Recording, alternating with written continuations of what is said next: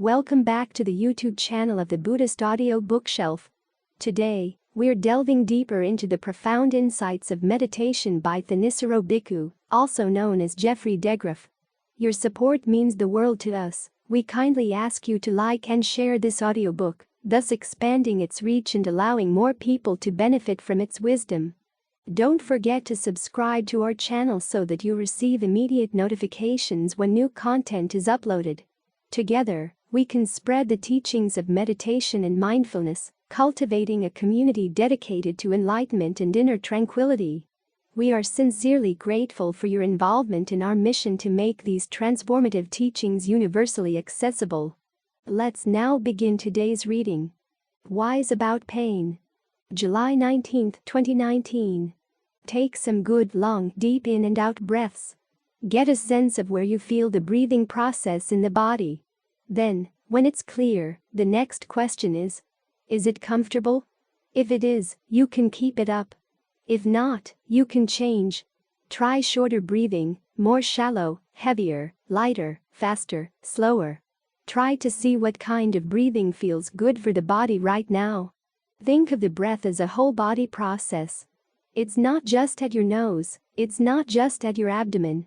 The simple fact that the muscles in the body have to expand and contract to let the breath in, let it go out, creates different patterns of energy that flow throughout the whole body.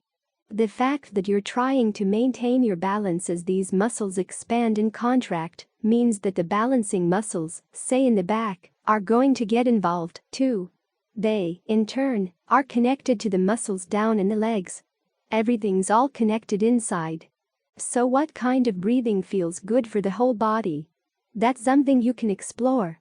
You can spend the whole hour doing just that one exploration. But if you find something that you can stay with and it feels good, stay with that breathing. Try to maintain it as long as it feels good. If it reaches a point where it doesn't feel good anymore, you're free to change again. Now, you may find, as you're working on whole body awareness, that you run into pains. In the very beginning, you don't focus on them. Try to focus on the parts of the body that you can make comfortable by the way you breathe. But the question sometimes comes up. To what extent do you work with pains or try to get rid of them? This is where one of the basic principles of wisdom comes in. As the Buddha said, the sign of wisdom is that you know what duties fall to you, what you're responsible for, and what you're not responsible for. There are some pains that are caused by past karma, others are caused by present karma. In other words, your intentions right now, how you're relating to the body, how you're holding the body, how you're breathing. The ones that come from past karma, there's not much you can do about them, except to release the tension around them by the way you breathe. The ones that come from present karma, you can do something with. Change what you're doing. Change the way you breathe. Change the way you perceive the breath. When you find a comfortable spot in the body, think of the comfortable energy in that spot spreading through the area where the pain is. Make sure the energy doesn't stop at the pain. Let it go right through it. The pain is not a wall. If you treat it as a wall, you make it more solid than it has to be. Think of the energy going right through. Sometimes you'll find that by releasing tension in one part of the body, a pain in another part of the body goes away. So make a survey of all the different parts of the body to see where you're holding on to any unnecessary tension, any tension that's not required to keep the body erect, and see what effect that has. In other words, you learn about which pains you can work with and which ones you can't by experimenting. This was the Buddha's approach to everything he encountered in the course of his quest for awakening.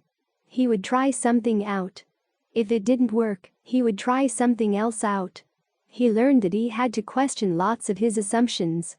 You find in meditation circles that there are two extreme assumptions about pain. One is the New Age assumption that every pain is a result of your state of mind right now, so all you have to do is change your state of mind, and the pain should go away. The other extreme is the fatalistic vipassana approach, which is that you simply have to accept the fact that the pain is there and not react.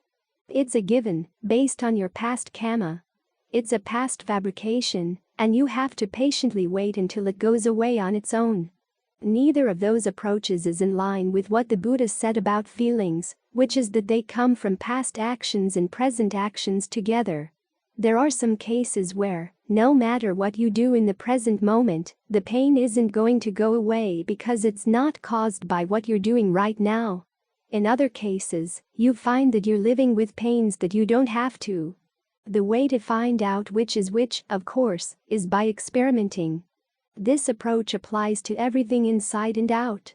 When you're dealing with other people, one extreme is that you're responsible for their behavior, the other is that you're not responsible for their behavior at all. The middle way is to say, how about if I change the way I behave to see if that changes the way other people behave around me? It's going to be trial and error, and a lot of us don't like that, which is why we tend to go for the extremes. But going for extremes doesn't solve the problem. You have to try to be sensitive to what you're doing in order to distinguish, using your own powers of observation, what's skillful and what's not. This is one of the reasons why we meditate. The 3 qualities the Buddha says should be brought to mindfulness and concentration practice are mindfulness, alertness, and ardency. Mindfulness means keeping something in mind. In this case, you keep in mind the fact that you want to stay with the breath. As for alertness, you're alert to what you're doing. Are you staying with the breath? If not, what can you do to get it back? If you are, what can you do to get more sensitive to what's going on? At the same time, be alert to how your mind is having an effect on the breath, how the breath is having an effect on the mind, and how you can improve that effect in both directions. The desire to improve it. That's ardency. You really want to do this well. Now, notice the focus of alertness here. You're alert to what you're doing in the present moment. You're not just aware of what's going on in the present willy-nilly, the sound of the crickets, the sound of the helicopters. You're not simply accepting what's here as a given, and at the same time you're not holding yourself responsible for everything that's coming in right now. You're responsible for some things you're experiencing and not others. Alertness is there to focus on what you are responsible for. There's a boundary between what you are and are not responsible for, what you do and don't have to explore, which is why knowing what you're responsible for and what you're not responsible for is a sign of wisdom. This is how we gain wisdom, by experimenting.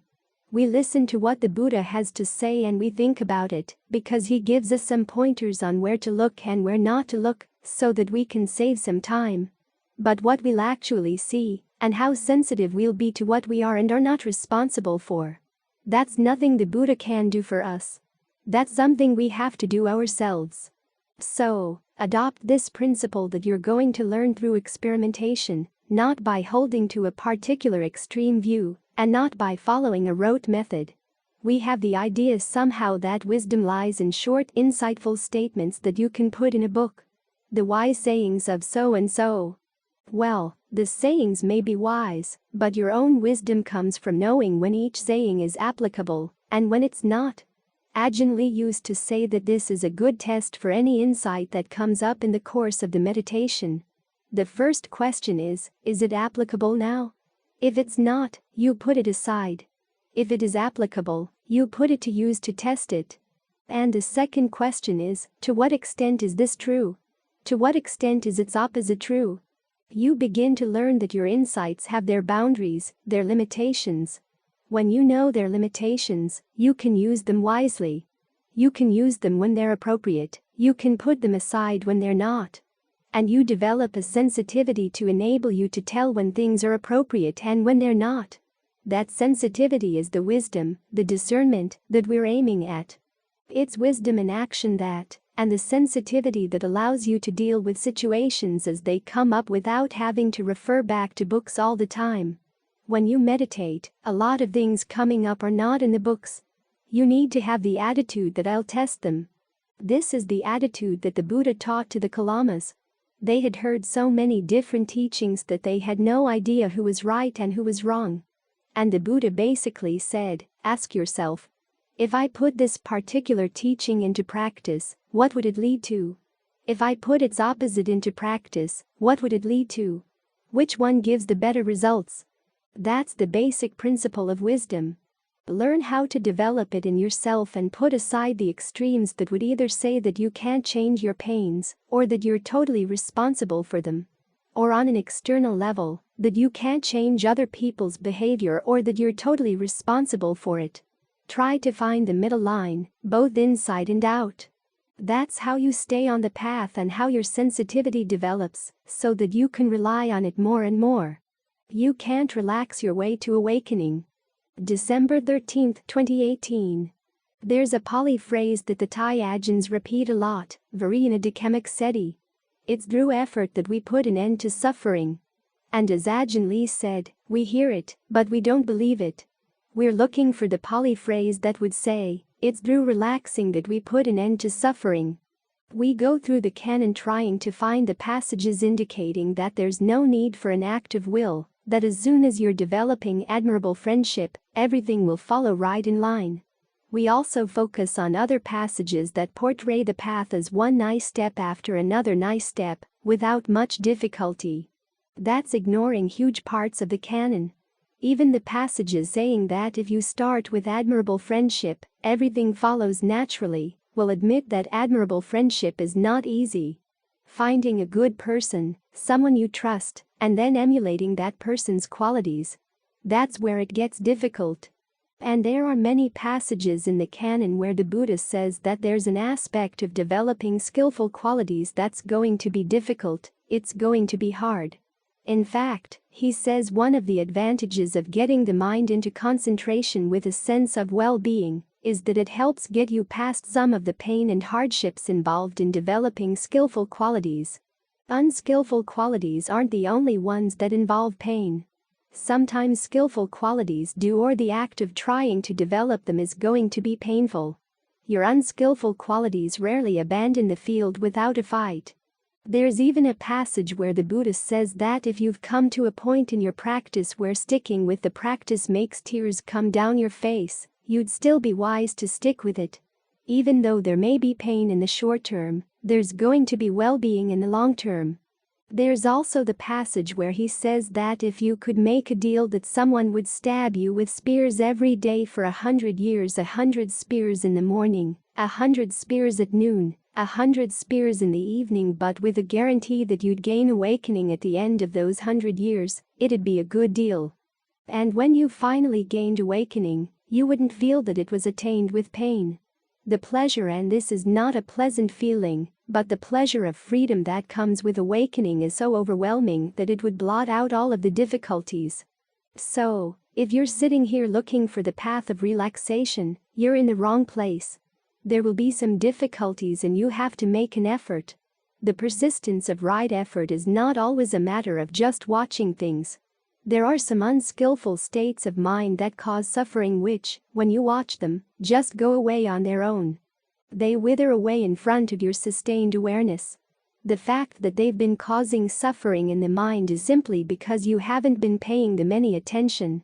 When you pay them attention, you see, I don't really want to go there. Why am I doing this? You stop. But there are other unskillful states that are not like that. They require what the Buddha calls exerting a fabrication, or fabricating exertion, where you have to put forth an effort. There will be pains as you sit. There'll be thoughts coming up in your mind that you would really like to think, but you've got to say, no, I can't go there. There will be discomfort of all kinds. We had that question this afternoon about dealing with mosquitoes. What way of thinking about the mosquitoes would make them go away? It's good to think about some of the stories of the forest Ajahns. There's the story about Ajahn Lee. He'd gone out to sit in an orchard one afternoon, put down a mat, and then discovered that, in putting down the mat, he'd disturbed a red ant nest. As the ants came swarming around, he said, "Okay, if I've ever done anything wrong to you, go ahead and bite me. But if I haven't done anything to wrong you in the past, please stay away. Let me practice and I'll dedicate the merit of my practice to you." In that case, the ants went away. But notice, he didn't start out by saying, "Go away or I'm spreading goodwill in your direction, so you'll go away." He said, "If I've wronged you in the past, okay, I'm willing to suffer the consequences." We have to have that attitude. After all, the simple fact that we're doing something nice here doesn't mean that everybody's going to treat us nicely.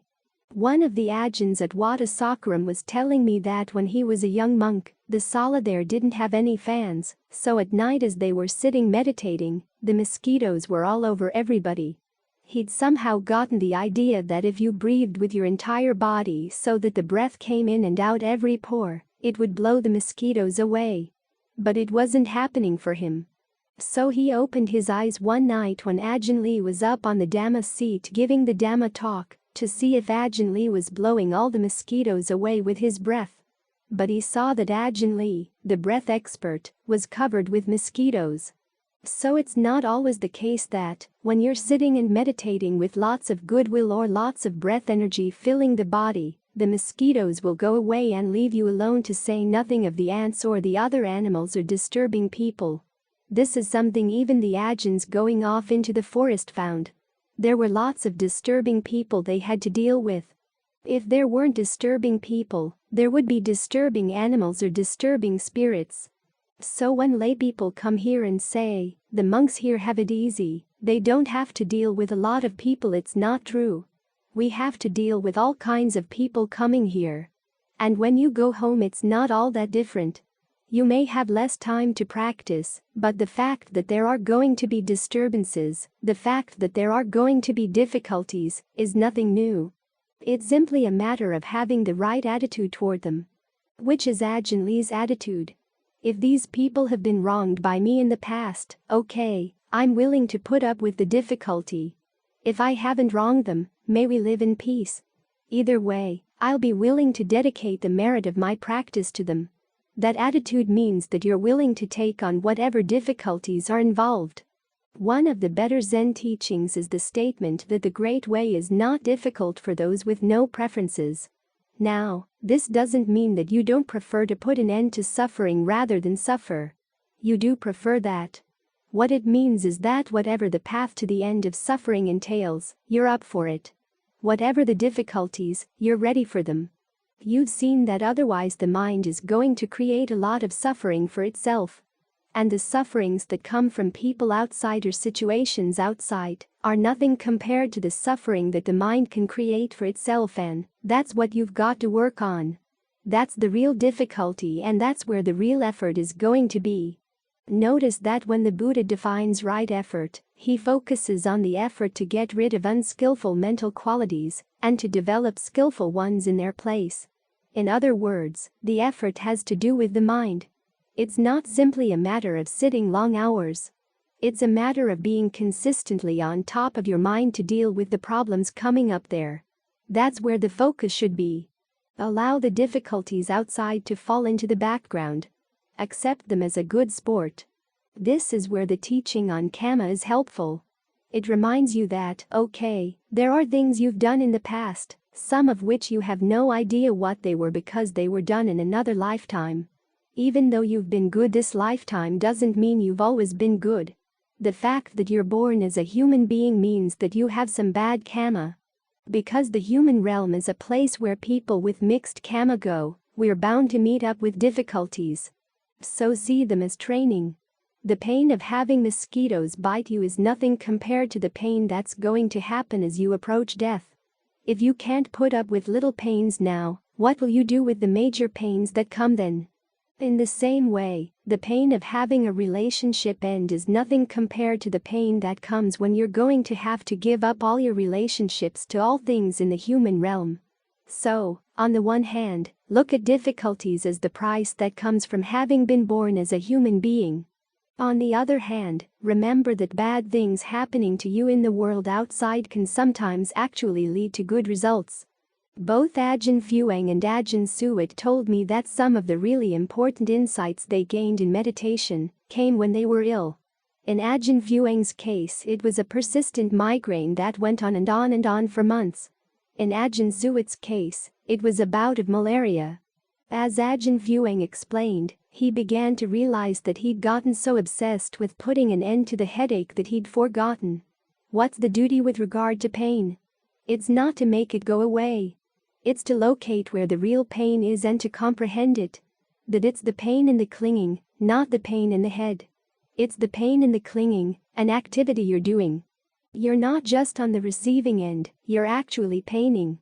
Think of it as an active verb, and that's how you begin to comprehend it. So the pains and the difficulties of the practice are an important part of it. You learn some very important lessons.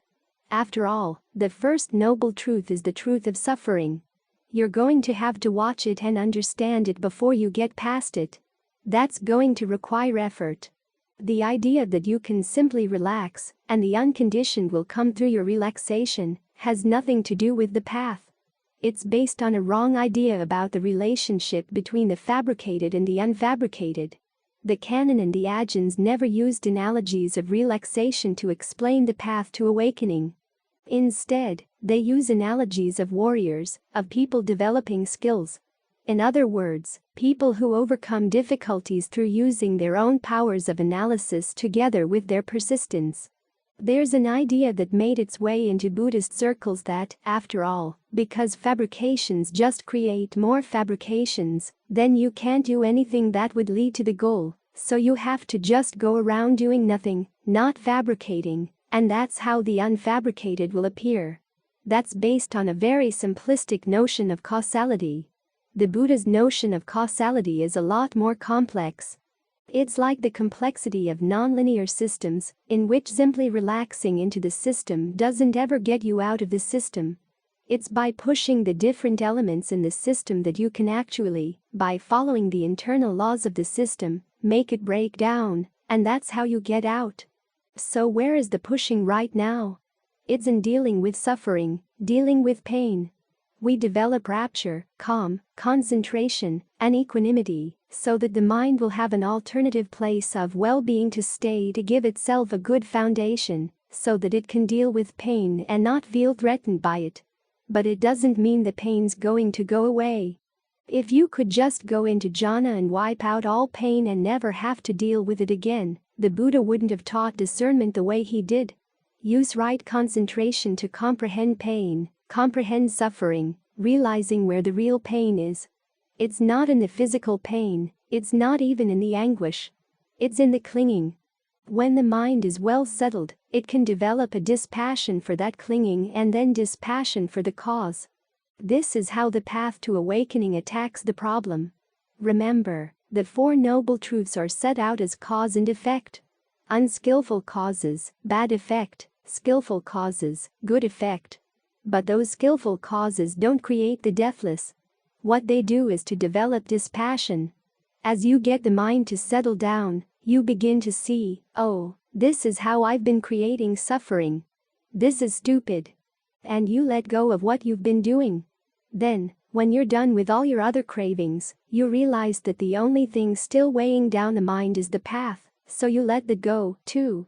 But you don't let it go until you've developed it. If you let it go before you develop it, it's like that image of the relay chariots that are supposed to go all the way to Savatthi. If you get off the first chariot, saying, okay, I'm just going to rest here without getting onto the next chariots in the relay, you never get to Savatthi. Or like the image of the cow. You want milk out of the cow, you've been squeezing the horn, and you find you're getting nothing from your efforts. You stop squeezing the horn and you say, this is much nicer than squeezing the horn. It's nicer for me, nicer for the cow. But the problem is that you still don't get any milk. You've got to develop the path. In this case, you find out which is the right part of the cow to squeeze, then you squeeze it, and you get the results. So even though we'd like to relax our way to awakening, it's not going to happen. It's only through effort that suffering is overcome, that suffering is ended. Once we're willing to admit that, then we can get to work. Don't just fatten your mind. October 9, 2018. We practice concentration as our food on the path. We try to settle the mind with one object, like the breath, and bring the mind to the object in a way that it feels at ease and has a sense of fullness, refreshment. So we work with the breath to see what kind of breathing would feel good, and then we learn to live with that sense of well-being. This is why we practice. To be able to keep coming back to it again and again, to keep ourselves nourished so that we're not so hungry for other pleasures. When you're not so hungry, You can look at pleasures not so much in terms of whether you like them or not. You look to see what effect they have on the mind, what they lead you to do. Ordinarily, we go for the pleasures of the senses. Sights, sounds, smells, tastes, and tactile sensations that we like. We keep going for them again and again because, as the Buddha said, most of us don't see any other alternative to pain. Even though they may have their drawbacks, we're willing to put up with them. But if you have this alternative pleasure, the pleasure that comes from settling the mind in, you can look at those drawbacks and begin to see which pleasures are having a bad effect on the mind and which ones are having a good effect. Not all sensual pleasures are bad. As the Buddha said, he doesn't deny that some sensual pleasures can be in accord with the Dhamma. But it's an issue for each one of us to figure out which are okay for us and which are not. There are some general principles. The pleasures that come from going out into nature are relatively harmless, as are the pleasures of solitude and the pleasures of being in the company of virtuous people when there's a sense of harmony in the group. But then there are other pleasures that are more of an individual matter. Think about alcohol as an analogy. Alcohol is never good, but some people taste it and they don't feel any attraction to it at all, whereas other people can't get enough. So you have to ask yourself, which pleasures do you thirst for that you can't get enough of? What do they do to the mind? You've got to look at the effect in your actions. We can't just be consumers all the time. True happiness comes from having skills, being able to maneuver through the difficulties of life without suffering from them, and you don't learn those skills simply by indulging in pleasures. In fact, the more you indulge in most pleasures, the weaker you become. When you get hooked on certain pleasures, you get really irritated when you can't have them. Those are the pleasures that are really bad for you. Think about that experiment where they found a little pleasure center in the brains of mice. They put an electrode right into it, and then a little plate on the mouse's head. The mouse could touch the plate against another plate and would get a tiny charge, just enough to stimulate the pleasure center. They found that when they put mice in cages where they could do this, they would just sit there with the little plate against the bar, and they'd die. The pleasure was enough for them, so they didn't care about eating or anything at all. They just wanted the pleasure. This is what happens to our goodness if we just keep going for pleasures without any concern for what they're doing for the mind. It dies. We have to remind ourselves that we're not just consumers of pleasures, here to get as much as we can. We're agents.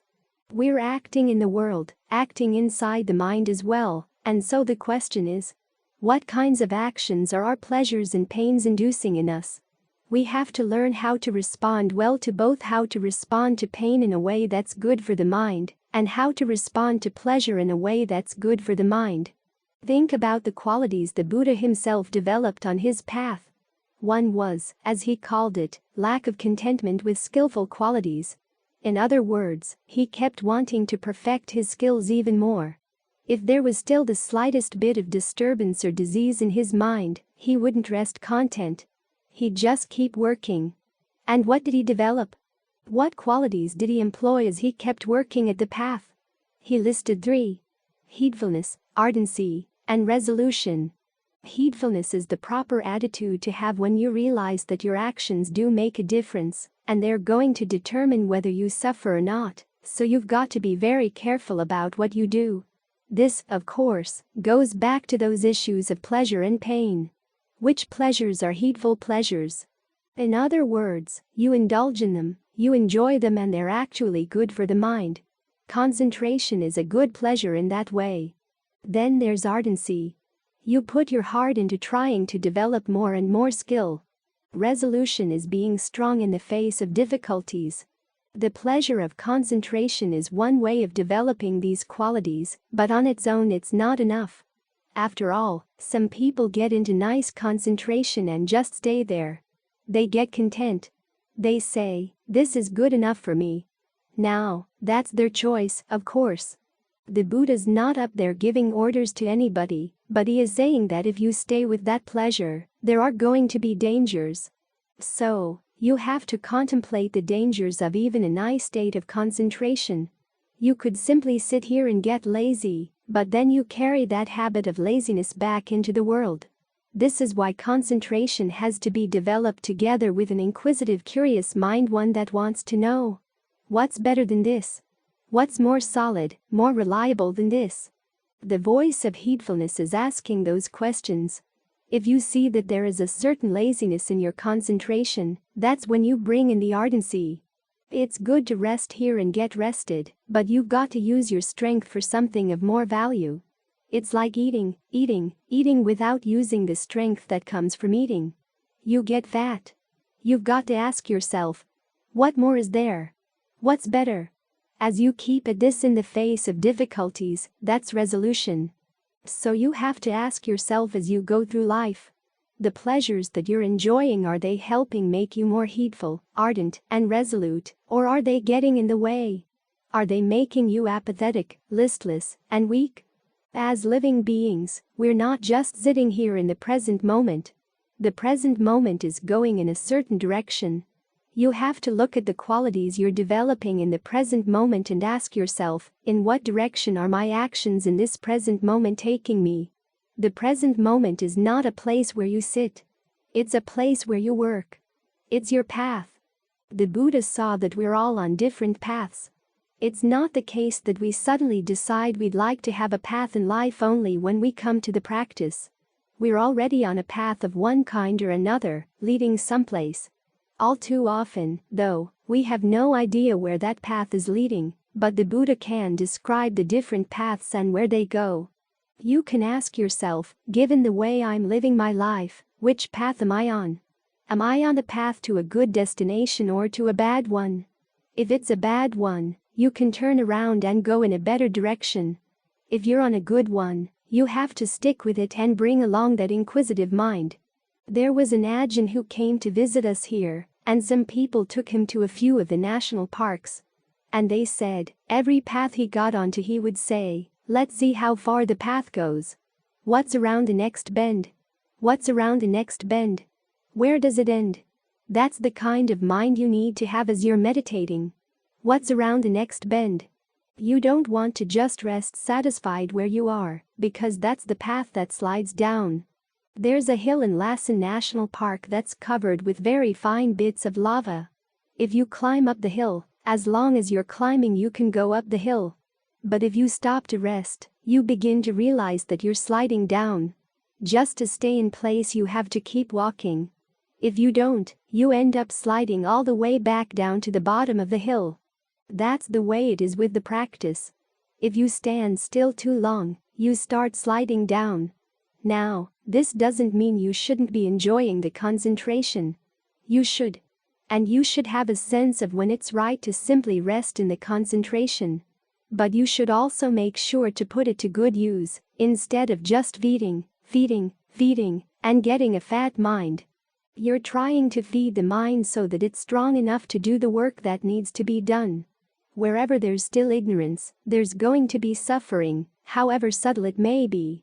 So look at your pleasures, look at your pains, and ask yourself, in indulging in these things, where am I going?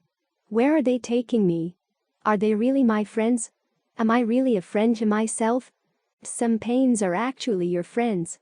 Ajahn Suwat was talking once about how when he had malaria he learned an awful lot about the mind. As he said, if malaria were a person whom he could thank, he would need to thank malaria for the lessons he learned. So, look both at your pleasures and at your pains and at your relationship to them. Then focus on the pleasures and pains that are skillful, i.e., that lead you to act in skillful ways. That's how you stay on the path and keep yourself from sliding back. A Snare of Death Laid Out. December 6, 2018. Craving has a location. In fact, it defines locations. It becomes the seed around which the process of becoming gathers, like little bits of dust in the atmosphere that become seeds for clouds, seeds for rain. And it's good to know where the location is, because all too often we think we want something, but once we get it, we realize that it wasn't what we really wanted. We have to go back and look at where that original desire was located. This is how we come into life. As we were about to die from our previous lifetimes, a vision of the human realm came in. There was something in the human realm that you found attractive and you didn't look at the fine print. You just went for that image, whatever it was. This is scary. This ability of the mind to slip off that way, to slip into whole worlds without really knowing where it's going, simply because it's attracted by some little bit of pleasure, some image, some idea. Usually, it's sensual pleasures. This is why there's so much in the canon about the drawbacks of sensuality. After all, one of the ways we suffer is through sensual clinging. And one of the causes for suffering is sensual craving. Sensuality here doesn't mean the pleasures in and of themselves. It means the mind's fascination with planning them, all the embroidery we create around them, all the perceptions and feelings and thought constructs, verbal and mental fabrications. Often that's where our craving is focused. Often, when you desire a person, it's not the person you desire. You desire your perceptions and thoughts of the person. So you want to get the mind really still, so that you can see, when craving of any kind comes up, exactly what are you focused on? What is the allure? Because that's going to be where the location is found. Once you've seen the allure, then you look around. What else is tied up with that allure? Those are the things we don't look at. Something looks appealing, but we don't think about what the other implications are. We think, well, this appealing thing is sure to have a wonderful world around it. But then look at beauty, youth, power, and wealth. What kind of world is run by those things?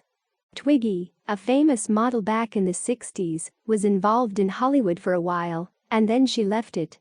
Several years later, I read an interview in which she was talking about how Hollywood was all about beauty, youth, power, wealth, and, as she put it, all those other horrible things. It's a good perspective, because a world where those things reign is a pretty miserable one. People who don't have beauty, who don't have power and wealth, are thrown away, have no worth at all. If our happiness depends on those things, we have to very quickly learn to find a happiness that depends on something else. Otherwise, we're headed for a big fall. All too often when you lose those things you miss them, and if you have a chance to get them again you jump for them. This is what happens at rebirth. Here's another chance. You want to go for another round? You have to think about the implications. As the Buddha said, we tend to go for what he calls householder pleasure and householder pain.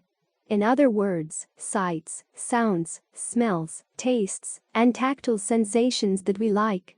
If we get them, that's householder pleasure. If we don't, householder pain. So, you've got to replace those with renunciate pleasure and renunciate pain.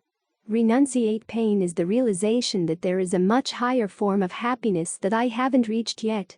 It's a painful thought, but it's a thought that motivates you to practice. Renunciate pleasure is when you're able to let go of sensuality and find pleasure at the very least, by getting the mind into concentration.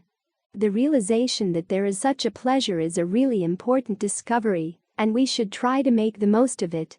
It's not the goal, but it certainly helps pull us out of a lot of misery, so that we're not starving for pleasure. Otherwise, we're just going back and forth between householder pleasure, householder pain, householder pleasure, householder pain. Part of the way out is seeing the value and the real sense of satisfaction that can come from finding pleasure simply in getting the mind to settle in. But also, you have to see the drawbacks of sensuality. And not just the drawbacks.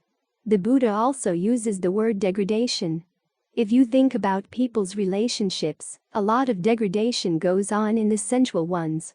Both people become enslaved to each other. In the Therigatha and Therigatha, some of the more dramatic encounters are when people come and try to seduce monks and nuns. In the Therigatha there's the famous story about the nun going through the forest when a man comes up and tries to get her to disrobe. And it's interesting, there's no mention of how good-looking he was.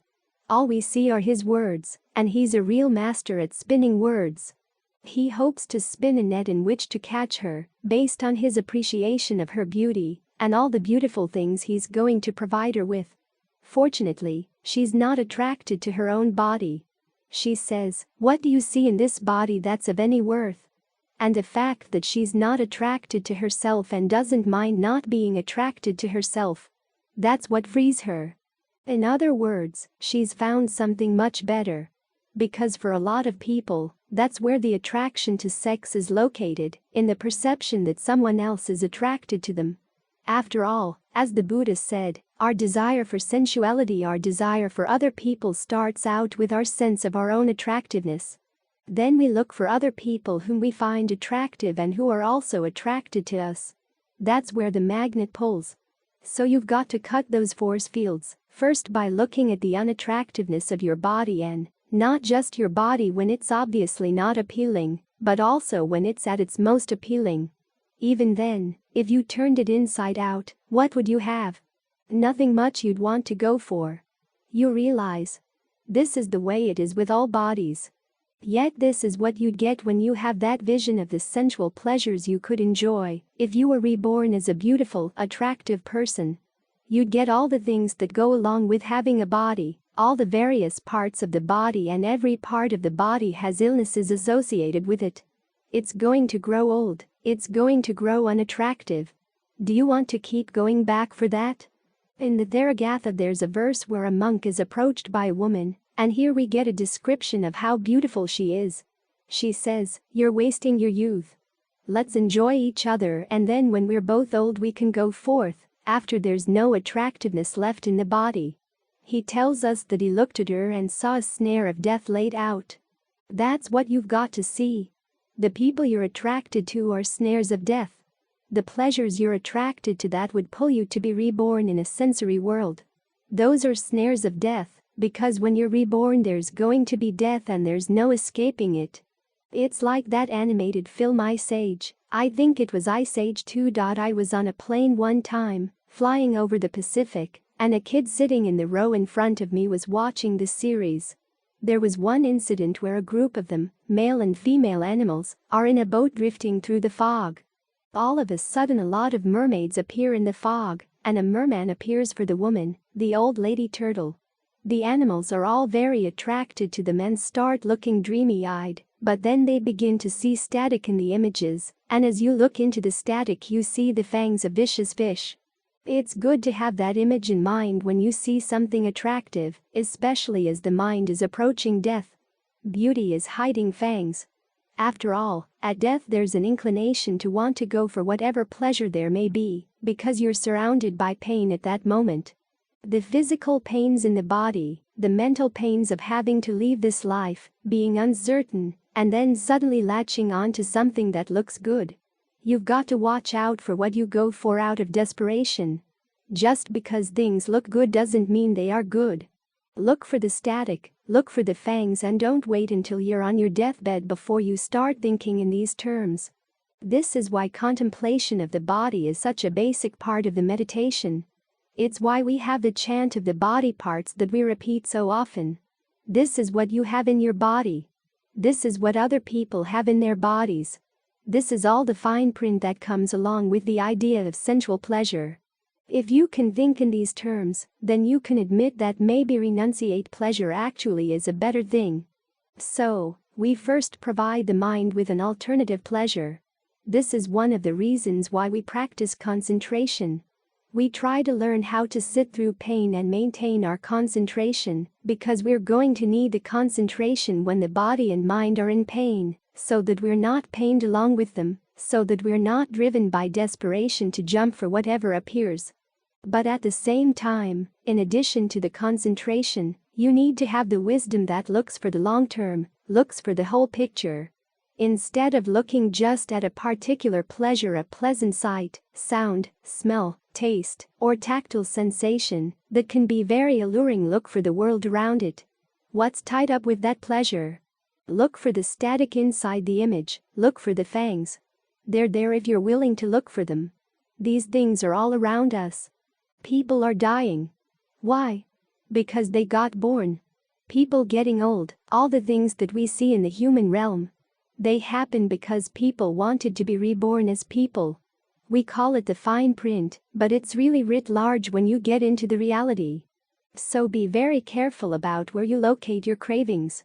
Look for the allure, and then look for the drawbacks and the degradation, all the other bad things about whatever the pleasure might be. And that, the Buddha says, is when you're ready to think that maybe the idea of renunciation really is good. When he gave his graduated discourse, he started out with generosity, virtue, and the rewards of generosity and virtue, which would be to experience sensual pleasures here in the human realm, and then up in the higher realms. Then, before he taught the Four Noble Truths, he had to take you through that step of seeing the drawbacks and degradation of sensuality, to the point where you could say, maybe renunciation really is good. The pleasure of a concentrated mind is not just a second best, it's actually much better. When you see that, that's when you're ready for the Four Noble Truths. So, make sure you have this step well mastered, because it's an important step on the way out. A conglomeration of germs. July 18, 2018. I don't know if you've ever contemplated our hummingbirds. They're living in a very unnatural situation here. Hundreds of them have a couple of feeders they share. That's not how they usually live in nature. Out in nature, each hummingbird has its own territory, which is quite large because it needs lots of flowers to survive.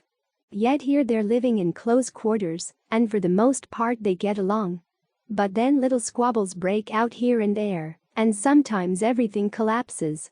One hummingbird decides it's going to take over a particular feeder and chases everybody else away.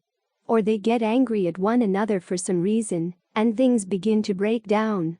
This morning the nectar ran out in almost all the feeders, and they began to get unglued. You can compare all this to the body. Think of the body as being composed of lots of little one-celled organisms that have learned to get along, but every now and then, things begin to fall apart. Fights break out. Some of them may turn on a particular part of the organism with an autoimmune disease. Sometimes a few of them decide to keep growing and growing and growing, and the others can't stop them. That's how the body develops cancer. So it's pretty amazing that the body works, because each little cell in there is programmed to behave sometimes in a social way, and sometimes in an antisocial way. It's good to think about the body like this so that we don't get heedless. That's a lot of what the body contemplation is for. To counteract our heedlessness. To begin with, we have to remind ourselves that the body's not all that attractive when you really look inside. When we think about what we eat, we usually think about food as what goes into the mouth, but what the organism is actually feeding off is the stuff down in the stomach and intestines, which is in a different condition entirely. Then there are all the things coming out of the body that we have to clean away, clean away, clean away. This is what we've got, and yet we're so protective of it because we need it to find happiness in life. At least that's our attitude. In some ways that's right, in some ways it's wrong. We need the body to practice, but for a lot of us the body has very little to do with practicing the Dhamma, and everything to do with practicing things that are not Dhamma. This is why we have to contemplate it, to ask ourselves, what in here is of any essence? It's all going to die someday. If you're attached to it, then when you die you're not going to go anywhere. You're just going to hang around. When Ajahn Fuang was teaching in Bangkok, he taught at a monastery that had a crematorium and 16 of what he called body shops. The pavilions where they'd set out coffins and hold funerals. Occasionally, say, on a Saturday evening when not too many people came to see him, most of the people on Saturdays would come in the middle of the day. If it was a Saturday evening, he might just walk around the monastery to stretch his legs. One evening he came back from his walk and said, "You know, the number of people who die and don't leave their bodies is huge. They're so attached to them that even when they die, they still can't go anywhere because this is all they know."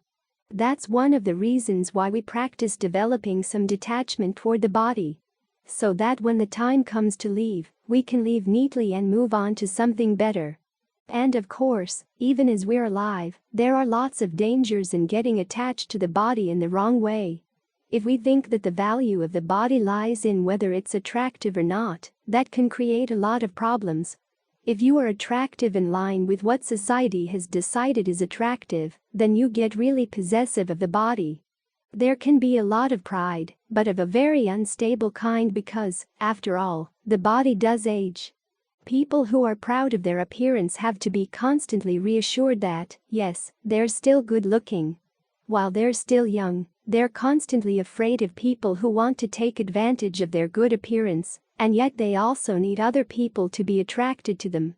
I remember hearing of a French actor who once said that the easiest women to seduce are the ones who are pretty. The hardest ones are the ones who are not pretty. The ones who are not pretty say, "You're being ridiculous." The ones who are pretty are all too eager to go along, which is a weakness of character. On the other hand, if you're not attractive in line with society's ideas, you can get really down on yourself. This is why we have that contemplation of the body, to remind ourselves that the things that are unattractive in the body are unattractive in everybody. That's what you can call a healthy negative body image. But the contemplation of the body doesn't end there. The body does have its good side, in that we can use it to practice. To sit here and meditate, you've got to have a body sitting. To give things, you need a body to do the giving. So, the body does have its uses, and you want to take care of it in the proper way. Someone once came to see Ajahn Lee, complaining that some of his friends had found out that he was a meditator, and they said, "So, you say your body is not self, then how come we can't hit it?" He didn't know how to answer. Ajahn Lee said to tell them, "It's borrowed goods. I have to take care of it. I have to return it to the owner in good condition." Well, good condition doesn't mean attractive. It means good enough so that you can practice. So, you do take care of the body to that extent, but you have to contemplate again and again and again to make sure that you're not attached to the body any more than that. Just realize that this is a pile of borrowed goods. All these little cells here are like a big conglomeration of germs that you've managed to latch onto. As the Buddha said, "See, this is old karma. When you were born with this was the result of your old karma. Now it's the raw material with which you create new karma, which is something you want to focus on, because karma is what really belongs to you.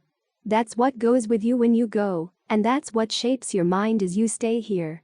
As the Buddha said, the things you do again and again and again bend the mind in a certain direction. So try to bend it in a good direction. Learn how to have the right attitude toward the body, that it's a tool, something you've borrowed, a weird conglomerate of all these little germs. This flock of hummingbirds that sometimes gets along well and sometimes doesn't. While it's getting along well, try to make good use of it. Even arahants take good care of their bodies. As long as they see that continuing to live in the human realm serves a purpose, they look after the body for that purpose. In this way, they give us a good example. They don't need the body to gain awakening, because they've already gained awakening. But for those of us who have yet to gain any awakening, this is what we've got to use, so use it for that purpose.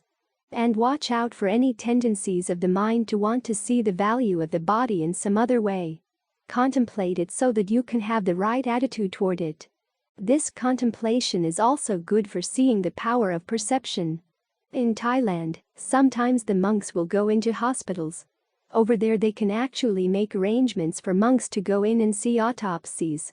One monk I knew noticed once, as he was going to see an autopsy, that in the office of the guys who were cutting up the corpses, there was a girly calendar. As if to reaffirm that, yes, there are some bodies that are good looking even though they were cutting up dead bodies day after day. That just goes to show the huge walls the mind can create for itself. If it wants to see something as attractive, it'll do everything it can, regardless of the evidence all around it. And you can see this in yourself. You can do body contemplation and see all the aspects of the body that are strange or weird or incongruous, and then very quickly the mind can shift around and find the body attractive again. So watch for the shift.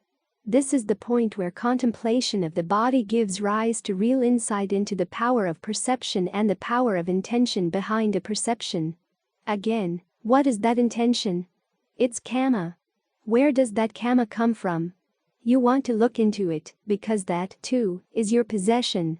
If you're not careful, that particular kind of karma will lead you to come back again, looking for another weird conglomerate like this to keep the process going.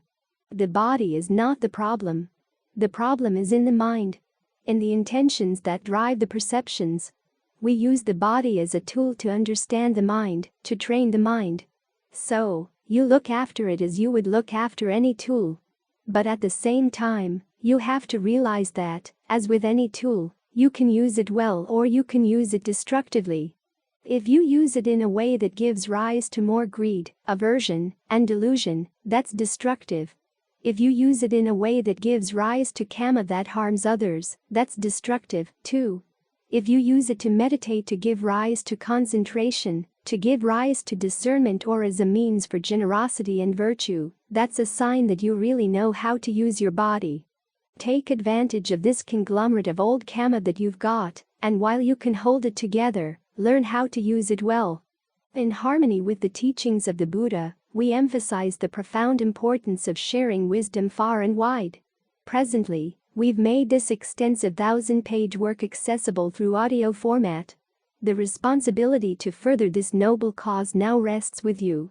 Through your subscriptions, likes, and the sharing of our content, you play a central role in the broad dissemination of these teachings, which can benefit numerous others. Let's continue the timeless tradition of spreading knowledge and nurturing mindfulness for the betterment of humanity. We wholeheartedly invite you to join us in this endeavor, and together, we can make a profound and positive impact on the lives of many.